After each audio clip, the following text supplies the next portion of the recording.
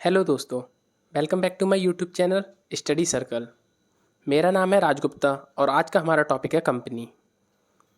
आज हम कंपनी में पढ़ेंगे कि what is company, origin of the word company, meaning, definition and characteristics of a company. आज हम समझेंगे कि कंपनी क्या होती है, कंपनी शब्द की उत्पत्ति कैसे हुई, इसका अर्थ, इसकी परिभाषा और कंपनी की विशेषताएं। तो चलिए शुरू करते हैं। Company. The word company is derived from the Latin word companies. Company शब्द दो शब्दों से मिलकर के बना है। पहला कम, जिसका मतलब होता है टुगेदर, साथ साथ, और दूसरा पेनिस, जिसका मतलब होता है ब्रेड यानी कि रोटी। Means a group of person who took their meals together. यह हमें बताता है कि पुराने समय में लोग इकट्ठे होकर के साथ में भोजन किया करते थे और वे अब भोजन करते समय अपने व्यापार के बारे में बातचीत किया करते थे। चलिए जानते हैं कंपनी लॉ में इसका क्या अर्थ है। The term company means an association of a group of persons who have come together for a common purpose that is to business and earn profit. Company law में बताया गया है कि कंपनी एक लोगों के समूह का संघ है जिनका उद्देश्य एक साथ मिलकर के व्यापार करना और उससे लाभ कमाना है। Definition. Section 2, Subclause 20 of the Company Act 2013 defines a company as a company incorporated under this act or under any previous company law.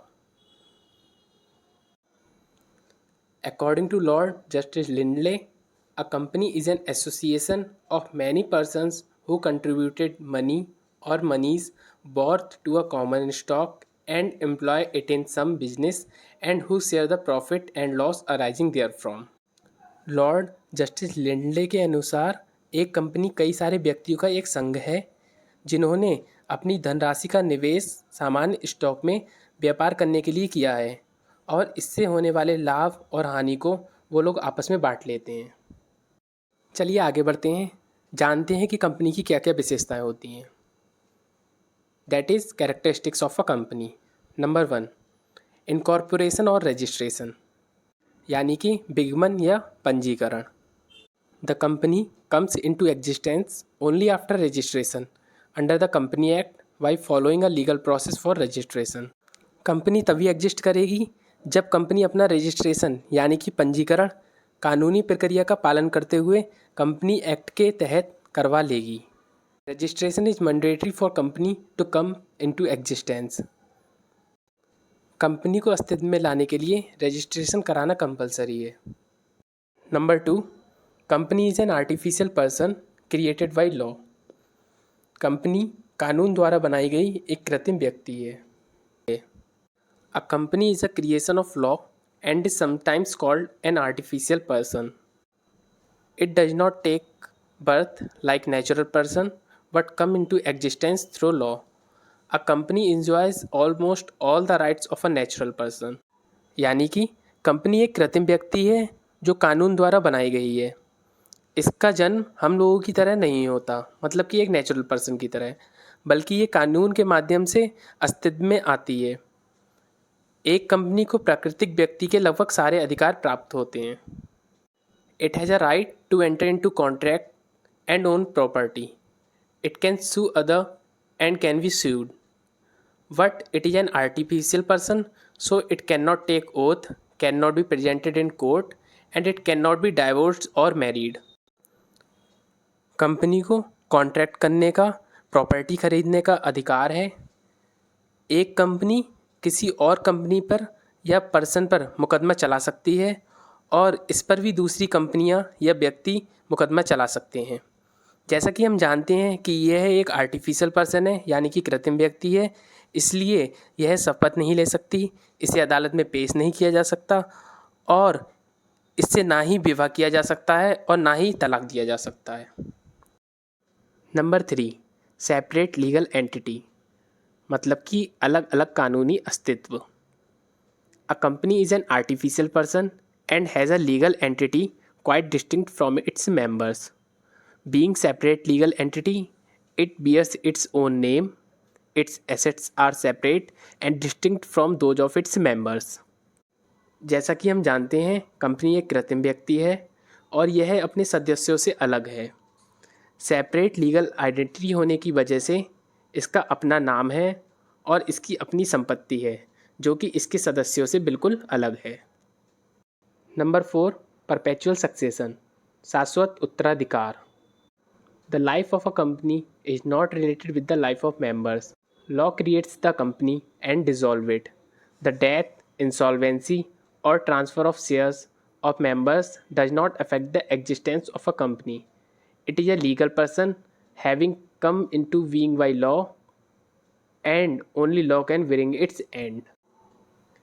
एक कंपनी का जीवन इसके सदस्यों से संबंधित नहीं है, बल्कि उनसे अलग है। कानून द्वारा ही कंपनी का निर्माण होता है और कानून द्वारा ही कंपनी का समापन किया जाता है। इसके सदस्यों की मृत्यु, दिवाला या शेयरों के ट्रांसफ़र से कंपनी के एग्जिस्टेंस पर कोई फ़र्क नहीं पड़ता। यह कानूनी व्यक्ति है जो कानून द्वारा अस्तित्व में आई है और कानून ही इसका अंत कर सकता है। चलिए हम इसे एक एग्जाम्पल लेकर के समझते हैं। यह उदाहरण केवल हमारे समझने के लिए है। सपोज कीजिए आप जिस भी कॉलेज या स्कूल में पढ़ते हैं वह एक कंपनी है। इन केस किसी टीचर की मृत्यु हो जाती है या वह किसी निजी प्रॉब्लम्स की वजह से रिज़ाइन कर देता है या उसकी जगह किसी और टीचर को अपॉइंट कर लिया जाता है, तो क्या इससे कॉलेज या स्कूल की डेली एक्टिविटीज़ पे कोई फ़र्क पड़ेगा? नहीं पड़ेगा। कॉलेज या स्कूल की सारी एक्टिविटीज़ पहले की तरह ही कंटिन्यू रहेंगी। सेम इसी की तरह कंपनी के किसी सदस्य की मृत्यु के उपरांत या शेयर्स के ट्रांसफ़र की वजह से कंपनी के एग्जिस्टेंस पर कोई फ़र्क नहीं पड़ेगा। 5th वन, लिमिटेड लायबिलिटी, यानी कि सीमित दायित्व। The limited liability is another important feature of the company. If anything goes wrong with the company, his risk is only to the extent of amount of his shares and nothing more. सीमित दायित्व, सीमित दायित्व company की एक महत्वपूर्ण विशेषता है। अगर कंपनी के साथ कुछ भी गलत हो जाता है तो इसके सदस्यों का जोखिम केवल उनके शेयर्स की धनराशि तक होता है, परंतु इससे ज़्यादा नहीं। 6, ट्रांसफरबिलिटी ऑफ शेयर्स, यानी कि अंशों का हस्तांतरण। A public company is free to transfer its shares from one person to another, whereas in a private company the right to transfer shares is restricted, and in one person company, that is OPC, transferability of shares is not allowed. A public company, यानी कि एक सार्वजनिक company अपने shares एक व्यक्ति से दूसरे व्यक्ति को फ्रीली ट्रांसफ़र कर सकती है, जबकि एक निजी कंपनी मतलब कि प्राइवेट कंपनी के शेयर्स ट्रांसफ़र करने में रेस्ट्रिक्शन लगा दी गई है। मतलब कि ट्रांसफ़र हो सकते हैं बट वहाँ पर कुछ रेस्ट्रिक्शंस दी गई हैं, लेकिन वन पर्सन कंपनी में शेयर्स को ट्रांसफ़र करने की अनुमति ही नहीं दी गई है। 7, प्रोफेशनल मैनेजमेंट, यानी कि व्यावसायिक प्रबंधन। In company business the management is in the hands of the directors who are elected by the shareholders and are well experienced persons.